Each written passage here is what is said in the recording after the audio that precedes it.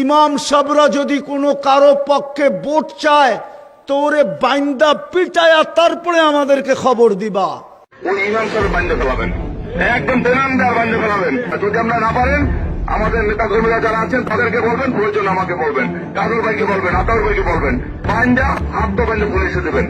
ইমাম সাহেবদেরকে আমরাও বেগায়রত, আমাদেরও গায়রত নাই, আমাদেরও গায়রত নাই, আত্মমর্যাদা নাই, আমাদেরও ফখর নাই, গৌরব নাই। নাইলে আমাদের উচিত সব মসজিদ কমিটির হাওলা করে দিয়া সভাপতিরে বলা তুই জুমা পড়াবি, সেক্রেটারিরে বলবে তুই ফজর আর এশা পড়াবি, কোষাধ্যক্ষকে বলবে তুই আসর আর মাগরিব পড়াবি, বাকি কমিটিকে বলবে বাক্যরা চোহর পড়াবি, আমরা পড়াবো না। খুদায় আওয়াজ না, খুদায় কি হবে? মৃত্যুই হবে। নাইলে রিক্সাই চালাবো, নাইলে রোজা রেখে এক বেলাই খাবো। সবার ভিতরে দাঁড়ায় বলতেছে বাংলাদেশের সরকার কোথায় থাকে, বাংলাদেশের প্রশাসন কোথায় থাকে? ওদের কানে কি ঢোকে না? ওরা কি চোখ দিয়ে দেখে না? একজন ইমামকে বলতেছে খবর দিবা বান্দা পিটায়া, আমাদেরকে খবর দিবা, আমাকে খবর দিবা, আমার লোককে খবর দিবা। এটা কোনো কথা? আবার বলে বাক স্বাধীনতা। বিবেক কি এতটুকুই হারা? ওই ইমামের কি বংশবলী নাই? ওর কি মা বাবা নাই? ওর কি আত্মীয় স্বজন নাই? ও কি এলিয়ন যে আকাশ থেকে আসছে আকাশে চলে যাবে? ওর এই সমাজে কেউ নাই। আকল পড়লে বলে এরকমই পড়ে, পায়ে হাত দিয়া বলি রাগ হয় না। আজকে দেখার পরের থেকেই পুরো জিনিসই চেঞ্জ হয়ে গেছে আমার সমাজে। এটা যে সমাজের ওলামায়ে কেরাম হেফজোখানা 40,000 হেফজোখানার কারণে বলি আমি আমার সরকারকে অনলি ফর ট্রাই, পরীক্ষামূলক 1 বৎসর হেফজোখানা বন্ধ করা দেখ, আর ওলামারা 1 বৎসর পড়া বন্ধ করা দেখ, দেখি এই মাটির পরিস্থিতি আল্লাহ কি করে।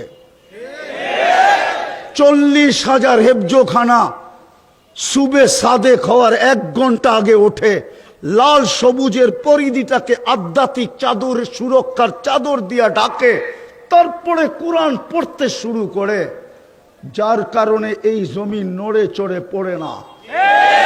নাইলে সারা দুনিয়া তো করোনার সময় বলছিল সবচেয়ে বেশি বিপর্যয় বাংলাদেশে হবে, সবচেয়ে কম বিপর্যয় সারা দুনিয়ার ভিতরে বাংলাদেশে হয়েছে। হুজুররা অনলাইনে হেফজো জারি রাখছে, জিজ্ঞাসা করেন, ছাত্রদেরকে অনলাইনে পড়াইছে, মোবাইল নিয়ে পড়াইছে, কিন্তু পড়া বন্ধ রাখে নাই।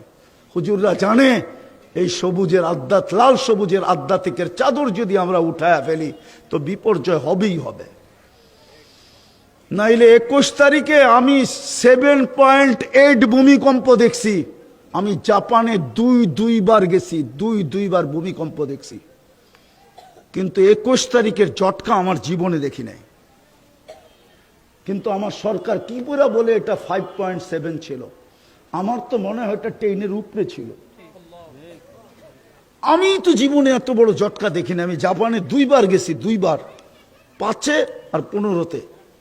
আমি ওইখানে দুইবার ভূমিকম্প দেখছি, কিন্তু এরকম ঝটকা দেখি নাই। 7.8 ঝটকা দেখছি আমি, কিন্তু আমি ওই দিন খবরই পেই নাই। আমি নামাজে ছিলাম, খবরই পেই নাই যে 7.8 আমার উপর দিয়ে চলে গেছে। কিন্তু 11:15টায় যে ঝটকা লাগছে আমার জীবনে আমি দেখি নাই। কিন্তু বাংলাদেশে বিপর্যয় যতটুকু হওয়ার কথা ছিল অতটুকু হয় নাই। এটাকে বিপর্যয় বলে না। বাইচা আছে এই হেফজোখানার গুলোর কারণে, বাইচা আছে এই আলেম ওলামার রাত্রের চোখের পানির কারণে। আপনাদের সিসি ক্যামেরা কি আমাদের ঘরে আছে? আপনারা মনিটরিং করবেন তো করবেন কোত্থেকা? যান যান বাংলাদেশের শত শত আলেম রাত্রে মুসল্লায় পড়া শুধু একটা চিৎকার দিতে থাকে, इलाही किसी को सोने में मजा किसी को खाने में, हमें मजा आता है आखिर रात की रोने में। হাজারো ওলামা রাত্রে মুসল্লায় পড়া কাঁদতে থাকে, যার কারণে এই লাল সবুজের পতাকাটা বিপর্যয়ের থেকে বেঁচে আছে। নাইলে এতটুক জায়গা 18 কোটি মানুষ, আর যেখানে একজন আরেকজনকে ছোলায় খায়, ওটা বিপর্যয় হয়ে শেষ হয়ে যাওয়া দরকার ছিল।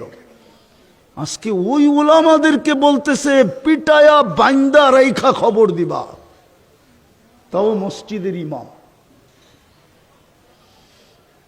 আমরা বেশি বলবো না, এতটুকুই বলবো, আল্লাহুম্মা আল্লাহুম্মা খুযহুম বিআখযিন আজিজ। তরজমা করলাম না, ওলামা তরজমা বুঝবে। আল্লাহকে এতটুকুই বলবো, আল্লাহুম্মা খুযহুম বিআখযিন আজিজ। এতটুকু জোরে আমিন বলেন, জোরে।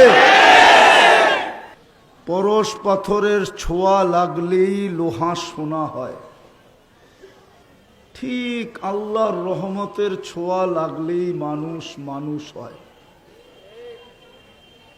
নাইলে মানুষ হিসাবে জন্ম নিতে পারে, আদম শুমারিতে মানুষ হইতে পারে, কিন্তু যে আল্লাহ মানুষ হিসাবে জন্ম দিছেন, অস্তিত্ব দিছেন, এবং সিস্টেমের বহির্ভূত অস্তিত্ব দিছেন, পুরা সৃষ্টিকে আল্লাহ অস্তিত্ব দিছেন 2 অক্ষর দিয়া, কুন ফাকান। কুন বলতে হতে দেরি হয় নাই, আর কুন লিখতে 2টা অক্ষর লাগে শুধু, কাফ আর নুন।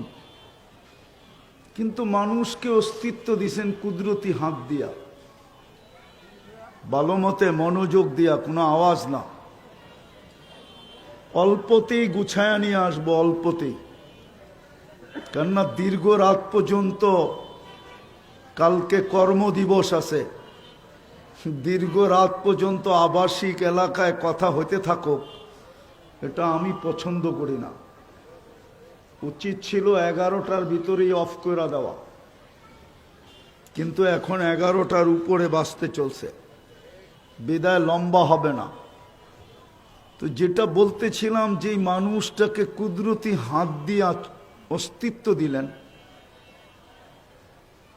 সমগ্র সৃষ্টিকে 2 অক্ষর দিয়ে অস্তিত্ব দিলেন, সমগ্র সৃষ্টিকে তড়ি গড়ি 6 দিনে কমপ্লিট করলেন, 6 আইয়াম। আমি কোরআনের শব্দ দিতেছি। যেই মানুষটাকে 10 মাস সময় নিয়ে অস্তিত্ব দিলেন, সৃষ্টির ভিতরে সৌন্দর্যের ভান্ডারটা যে মানুষের উপরে ঢাইলা দিলেন, মানুষ সৃষ্টির ভিতরে সবচেয়ে সুন্দর। নাইলে মিশরের মেয়েদের কথাই সত্য হতো। ইউসুফ আলাইহিস ইসলামের সৌন্দর্য দেখা যারা হাত কাটার পরে উক্তি করছিলেন, মা হাশা লিল্লাহি হাদা বাশার, এটা মানুষ হইতেই পারে না। নিজেদেরই আপোষের জবাব ছিল, ইনহাদা ইল্লা মালাকুন কারীম, এটা ফেরেশতা হবে। আল্লাহ বলে ফেরেশতা এত সুন্দর হয় না, মানুষই এরকম সুন্দর হয়। যাকে সৃষ্টির ভিতরে সবচেয়ে সৌন্দর্য দিলেন, সৃষ্টির ভিতরে সবচেয়ে সুন্দর গঠন দিলেন, মানুষের চেয়ে সুন্দর গঠন কোনো সৃষ্টির নাই। মানুষই একমাত্র সৃষ্টির ভিতরে সবচেয়ে সুন্দর গঠনের অধিকারী। নাইলে আল্লাহ 4 কসম খায়া কেন বুঝাবেন, 3 ওয়াসাইতুন ওয়া তুরি সিনিন ওয়া হাদাল বালাদিল আমিন, লাকাদ খালাকনাল ইনসানা ফি আহসানি তাকওয়িম। আল্লাহ বলে, মানুষ তোমার চেয়ে সুন্দর গঠন কাউকে দেয় নাই। যেই মানুষটাকে আল্লাহ জমিনের আধিপত্য দিলেন, হুয়াল্লাযী খালাকা লাকুম মা ফিল আরদি জামিয়া, কোরআনে বলে মানুষ জমিনের আধিপত্যটা তোর জন্য, সবকিছু মানুষের জন্য তৈরি করলেন। শুধু আধিপত্য দিলেন না, সমগ্র সৃষ্টিকে যেই মানুষের অধীন করলেন, এমনকি ফেরেশতা পর্যন্ত মানুষের অধীন। যদি অধীন না হবে তাহলে হুজুররা কেন বলে মাগরিবের পরে ছুরায় হাসরের 3 আয়াত পড়লে ফজর পর্যন্ত 70,000 ফেরেশতা আপনার জন্য মাগফিরাতের দোয়া করতে থাকে? যদি মানুষের অধীন না হইতো কেন দোয়া করত? সমগ্র সৃষ্টিকে যার অধীন করলেন, সব সৃষ্টি কিন্তু মানুষের অধীন। নাইলে হাতির পিঠে ছোট একটা বাচ্চা কখনো ভিক্ষা করে বেড়াইতে পারতো না। হাতির তুলনায় ওই বাচ্চাটার কোনো পার্সেন্টেজ আসে না। বলুক শিক্ষিত মানুষগুলো কোনো পার্সেন্টেজ আসে কিনা? আপনাদের মিরপুরে মনে হয় হাতি দিয়া ভিক্ষা টিক্ষা কেউ করে না, ঠিক না? ছোট বাচ্চাটার হাতির পিঠে বসা, হাতির তুলনায় ওর পার্সেন্টেজ কতটুকু? কিন্তু টাকাটা নিয়ে তো ওর হাতি দেয়। হাতিটা জানে পিঠে ছোট হইলে কি হবে, এটা আমার রাজা, আমি এর অধীন, একে আমি দিতে বাধ্য, উপর থেকে বাধ্য করছে। এই জন্যই টাকাটা নিয়ে ওকে দেয়া দেয়। ওই মানুষটাকে আল্লাহ কোনোদিন জানোয়ার বলতেন না। আরো 2 ডজন শোনানো যায়, কিন্তু সময়ের স্বল্পতার কারণে শুনাইতেছি না। ওই মানুষটাকে আল্লাহ কেন জানোয়ার বলবেন? উলাইকা কাল আনআম কেন বলবেন? যেই মানুষটা দুনিয়াতে নিজের ব্যক্তিত্ব নিয়ে ঘুরতে থাকে, কিন্তু আল্লাহর চোখে তো মানুষ নাও হতে পারে, আল্লাহর দৃষ্টিতে মানুষ নাও হতে পারে। আল্লাহ জানোয়ার কেন বলবেন? বালহুম আদল কেন বলবেন? জানোয়ারের চেয়েও নিচে। হায় হায়, জানোয়ারের চেয়েও নিচে মানুষ, জানোয়ারের চেয়েও নিচে। চোখে আঙ্গুল দিয়া দেখায়া দেওয়া যায়, দিব দেখায়া দিব। হ্যাঁ, যদি জানোয়ারের চেয়ে নিচে না হয় তো 1000 টাকার সবজি নিয়ে রোডে বসছে, ওর থেকে বখরা নেয় কি কইরা? বখরা। ও কি মানুষ? রাগ হয়ে যায় না, পায়ে হাত রাখি। বিবেকের পর্দা খুলতে চাইতেছি আমি এই অঞ্চলে আসি না। ঢাকায় আমার প্রোগ্রাম মনে হয় এই মিরপুরে 5টা 6টার ভিতরে এটা একটা হবে। রাগ হয় না, বুঝতে চেষ্টা করেন। আল্লাহর কাছে মানুষের দাম আছে, আপনাকে মানুষ হিসাবে অস্তিত্ব দিছে। যুবক, তুমি মানুষ হিসাবে জন্ম নিছো। মানুষ হইলে তোমার দাম হবে আল্লাহর কাছে, নাইলে দাম হবে না। আর আল্লাহ দাম মূল্য পরিশোধ করবে কোন দুনিয়ার কারেন্সি দিয়া না। দুনিয়ার কারেন্সি, দুনিয়ার সমস্ত কারেন্সি কাগজ, শুধু ছাপের পরিবর্তন। কমাও কমাও, আমি জানি তোমারে শয়তানে ধরবে। আমারও বলিয়াম আছে, আমারও বলিয়াম আছে। দুনিয়ার সমস্ত কারেন্সি কাগজ, শুধু ছাপের পরিবর্তন। আমেরিকায় ছাপ দিলে ডলার হয়, ইংল্যান্ডে ছাপ দিলে পাউন্ড হয়, ইউরোপে ছাপ দিলে ইউরো হয়, সৌদি আরব ছাপ দিলে রিয়াল হয়, কুয়েত ছাপ দিলে দিনার হয়, মালয়েশিয়ায় ছাপ দিলে রিঙ্গিত হয়, আর আমরা ছাপ দিলে টাকা হয়, টাকা। আল্লাহ মূল্য পরিশোধ কারেন্সি দিয়ে করবে না। আমি তো মাঝে মাঝে ভাবি সোনা আলাদেরকে, স্বর্ণের দোকান আলাদেরকে নিয়া, যে ওরা কত বড় বেউকুফ। কাগজের বিনিময়ে সোনা হাতে উঠায় দেয় কি করে? যুক্তিতে তো বলে না। স্বর্ণ তো বেচা উচিত ছিল স্বর্ণের মতো কোন জিনিসের বিনিময়ে। কাগজের ভ্যালু কি?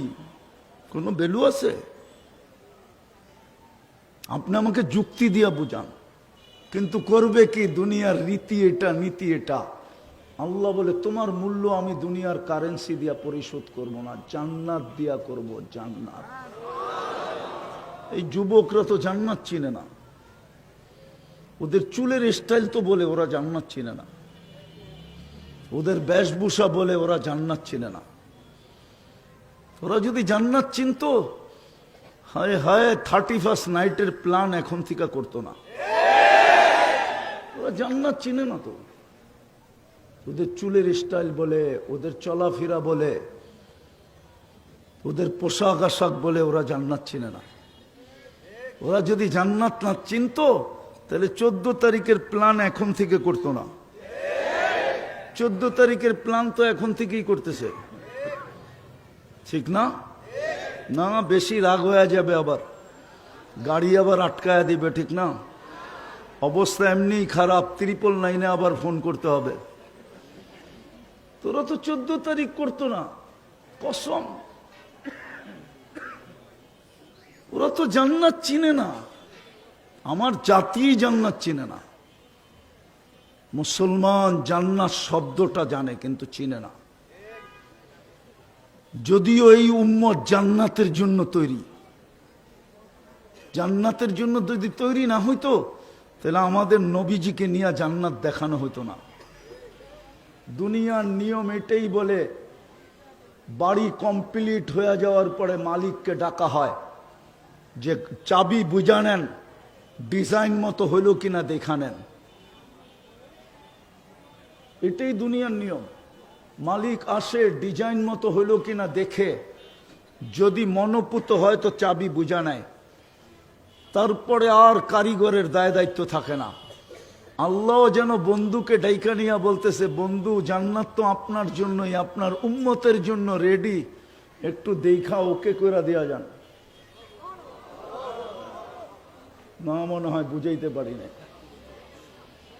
একটু দেখা ওকে কইরা দিয়া যান, নাইলে আরো তো কিতাবদারি 3 জন রসুল ছিলেন, আরো তো প্রথম সারির 4 জন রসুল ছিলেন, আরো তো 312 জন রসুল ছিলেন। টোটাল রসুল 313 জন আমাদের নবীজি সহ। কিন্তু কাউকে দেখাইলেন না, আমাদের নবীজিকে কেন দেখাইলেন? বুঝাইতে চাইলেন জান্নাত আপনার জন্য, আপনার উম্মতের জন্য রেডি, একটু ওকে কইরা দিয়া যান।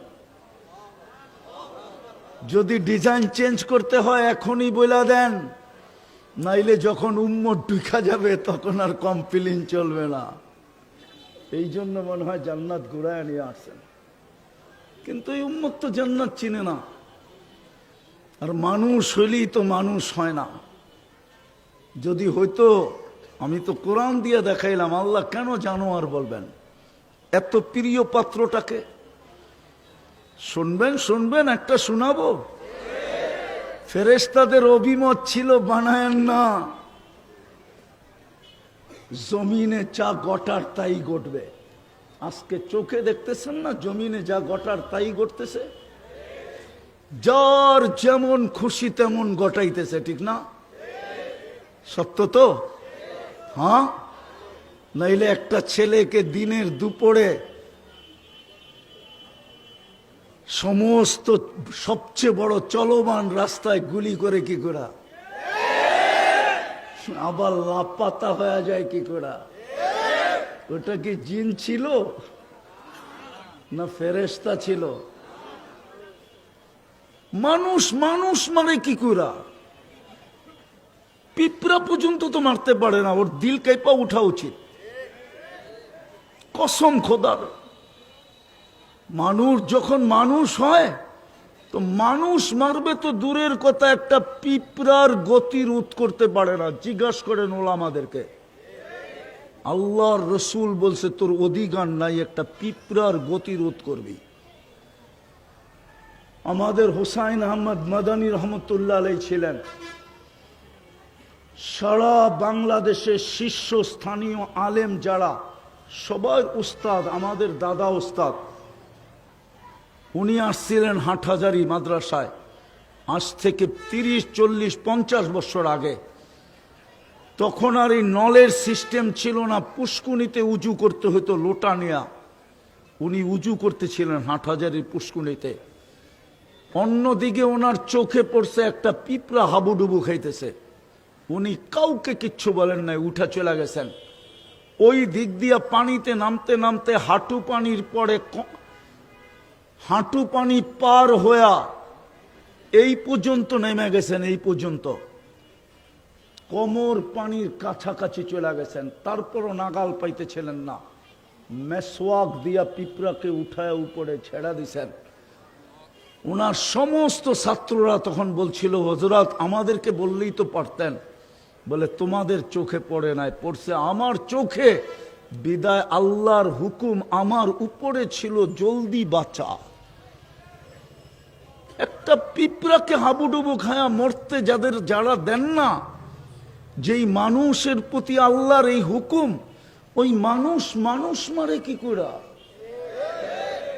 ওই মানুষের উপরে জুলুম করে কি করে? ওই মানুষকে রাতের অন্ধকারে ঠ্যাক দেয় কি করে? এগুলা কি মানুষ? আমার কথার শুরু এটাই, মানুষ হইলেই মানুষ হয় না।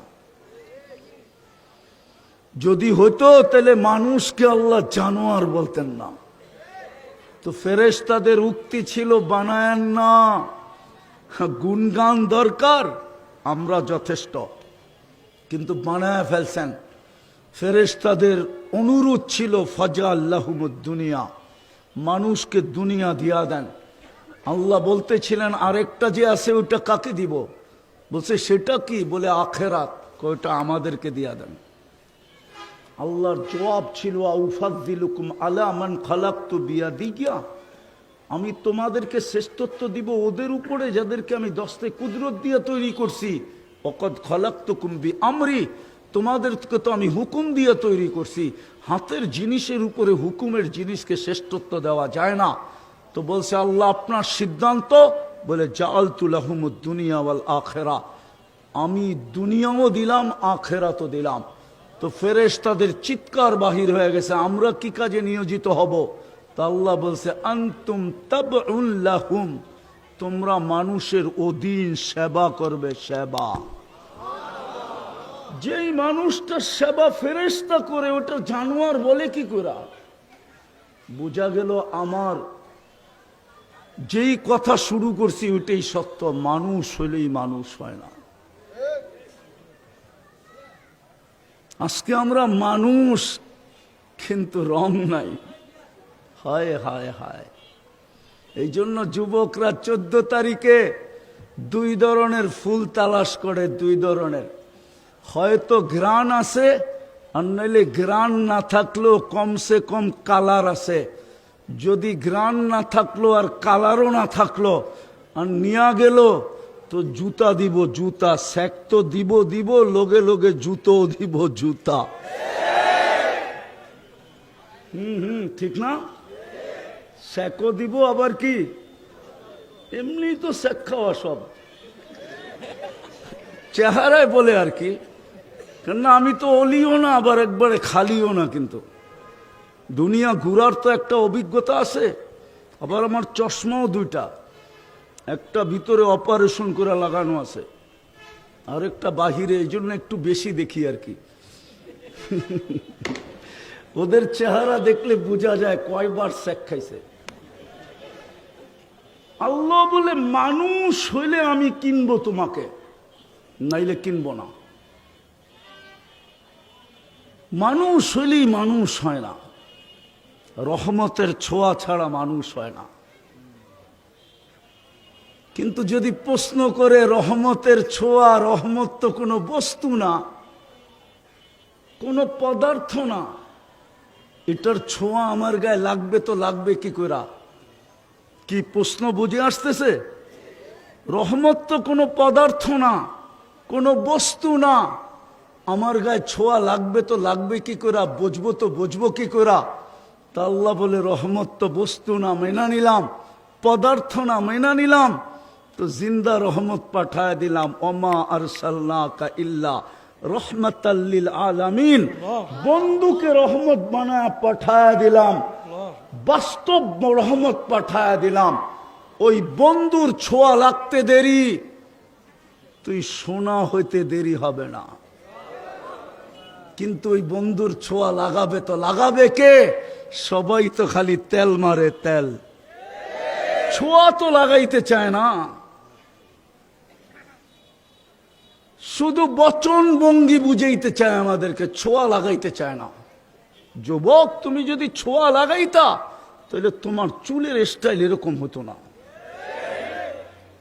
আমি দুনিয়ার কোথাও তোমাদের চুলের স্টাইল পাই নাই। শোনালো ভালো করে, আমার শুধু তোমাদের উন্নত দুনিয়ার নিউজিল্যান্ড বাকি আছে, আর কোনো উন্নত দুনিয়া বাকি নেই। আর আলহামদুলিল্লাহ, আমি অহংকার করে বলতেছি না, উন্নত দুনিয়ায় যাইতে আমার বেশি কিছু লাগেও না, শুধু এয়ারপোর্ট যে টিকিট নিলেই হয়। আল্লাহ আমার জন্য ব্যবস্থা করে দিয়েছেন, যালিকা ফাদলুল্লাহ। আমি তোমাদের চুলের স্টাইল পাই নাই কোথাও, পরে ঘাটতে ঘাটতে পাইছি সব নেটের ভিতরে আছে, সব ডিজাইন নেটের থেকে স্ক্রিনশট নেওয়া, স্ক্রিনশট, ঠিক না? তারপরে যায় সেলুনে, সেলুনওয়ালা ডিজাইন দেখে দাম হাঁকায়, 500, 700, 2000 পর্যন্ত হাঁকায়। আর ঈদের রাত হলে তো কোনো কথাই নেই, ঠিক না? কোন দিন জানি সেলুনওয়ালারা পুরা মিরপুরওয়ালাদেরকে বলে, কিনা ফেলমু বাইর, কয় টাকা লাগবো ক। যেইভাবে ওরা চুলের টাকা দিতেছে, কোন দিন জানি সেলুনওয়ালারা বইলা ফেলে, যেই দোকানে ভাড়া থাকে ওই দোকানের মালিক না পুরা বিল্ডিংকেই বলে, কয় টাকা লাগবো বল, ছাড় বিল্ডিং, আমি কিনা নিব। কি সত্য তো? খোদার কসম, মানুষ হইলে কিনবে। কি দিয়া? কি দিয়া কিনবে? কি দিয়া? আরে জোরে বলো। জান্নাত চিনো? গুগলে আছে না জান্নাত?